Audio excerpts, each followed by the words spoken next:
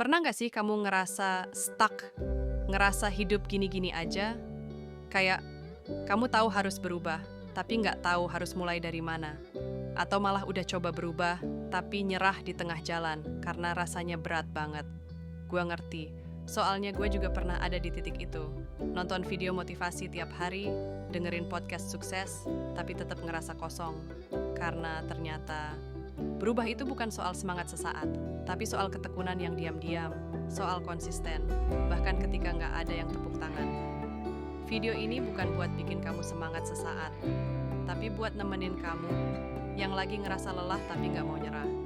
Yang udah sadar bahwa perubahan itu penting, tapi nggak mau kejebak motivasi kosong.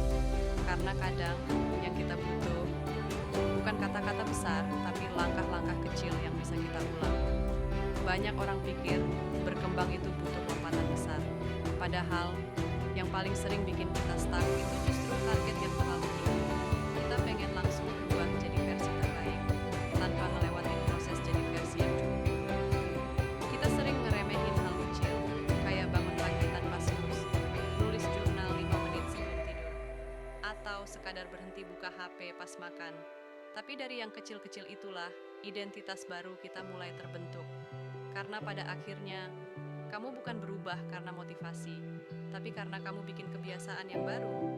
Sebelum kamu berkembang, kamu harus kenal dulu siapa dirimu sekarang. Gimana kamu bereaksi waktu kecewa? Apa yang bikin kamu overthinking? Kapan kamu biasanya menunda? Karena berkembang itu nggak bisa lepas dari jujur sama diri sendiri. Dan kejujuran itu seringkali nggak nyaman. Gue percaya semua orang bisa berubah, tapi nggak semua orang